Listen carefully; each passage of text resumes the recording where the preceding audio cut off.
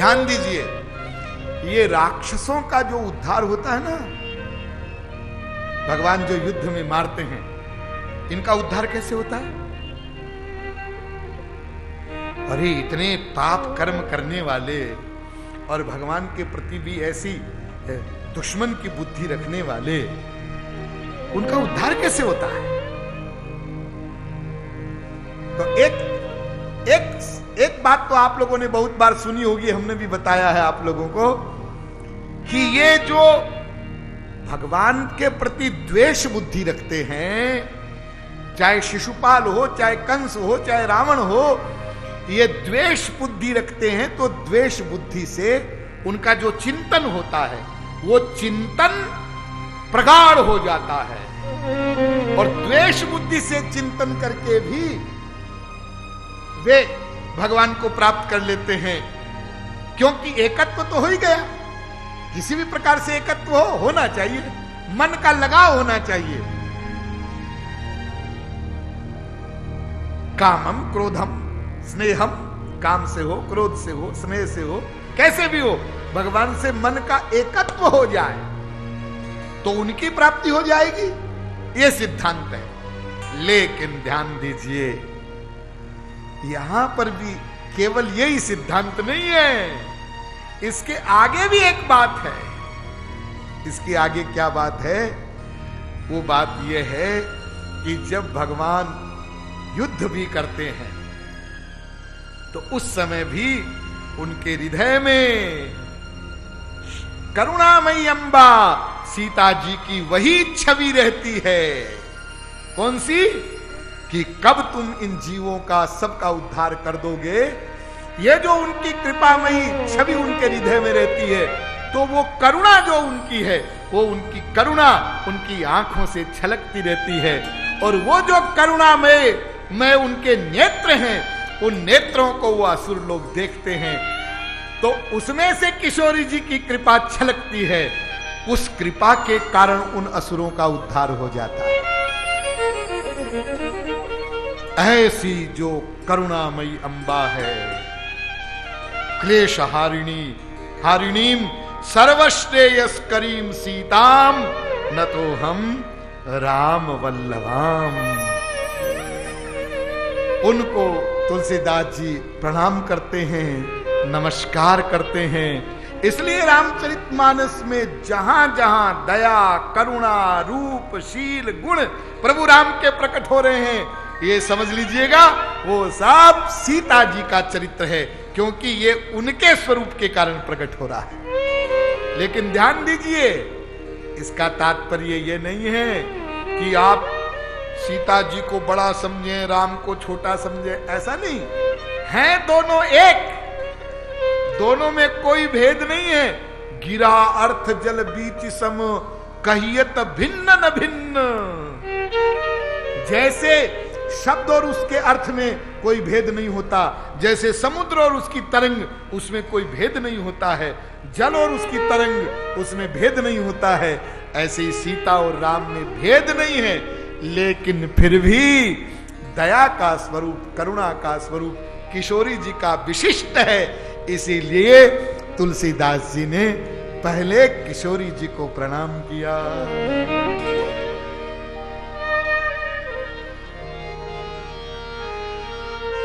एक कीर्तन ले लो।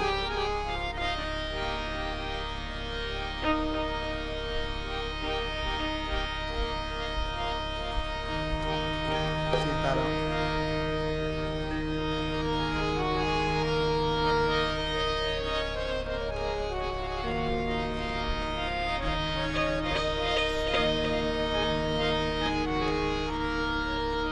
सीताराम।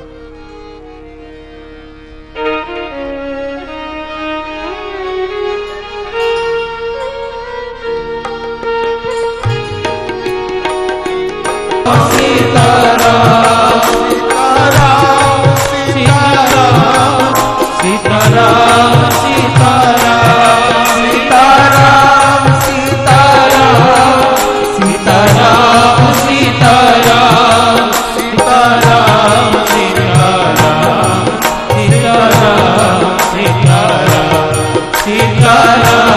सीताराम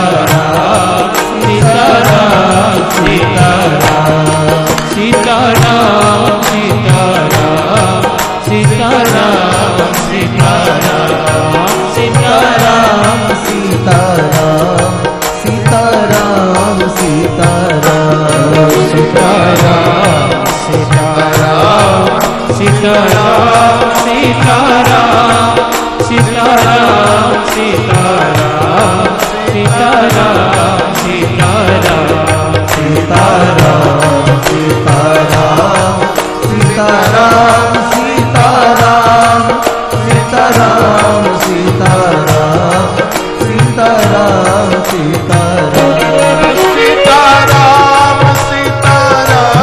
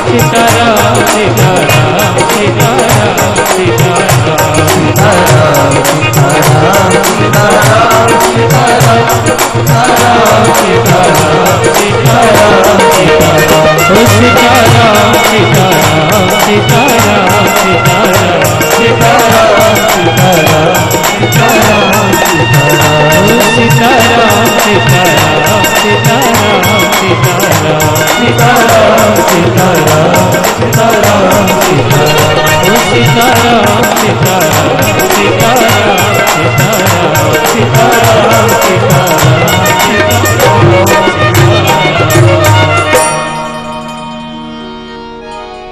यन्माया वशवरत्ति विश्वमखिलम् ब्रह्मादिदेवासुरा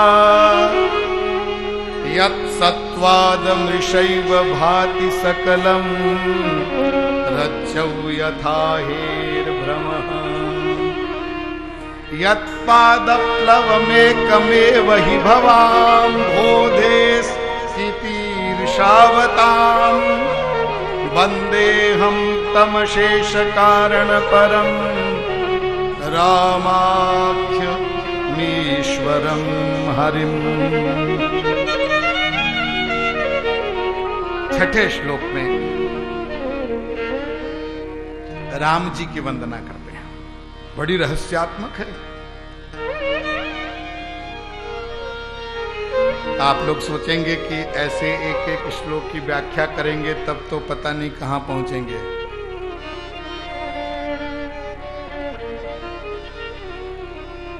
देखिए,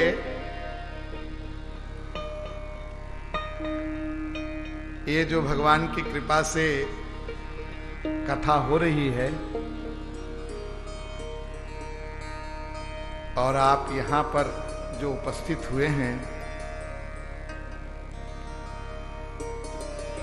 यदि इस कथा का आप पूरा लाभ लेना चाहते हैं तो एक विनती है, जो बाहर से लोग आए हुए हैं उनको खास तौर से आप जब तक यहां रहे कुछ संसार के बारे में मत सोचिए, सब भूल जाइए एक बार। बस केवल राम सीता में, सीताराम में रहिए। यहां तक कि संसार को तो सोचिए ही मत, लेकिन कथा जो हो रही है उसके बारे में भी आप ये विचार न करिए जन्म किस दिन होगा, विवाह किस दिन होगा, जब होगा तब हो जाएगा।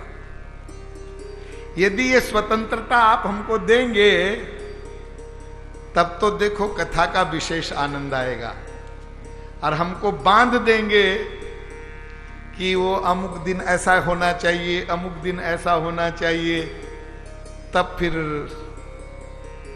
उतना आनंद नहीं आएगा। और एक बात है,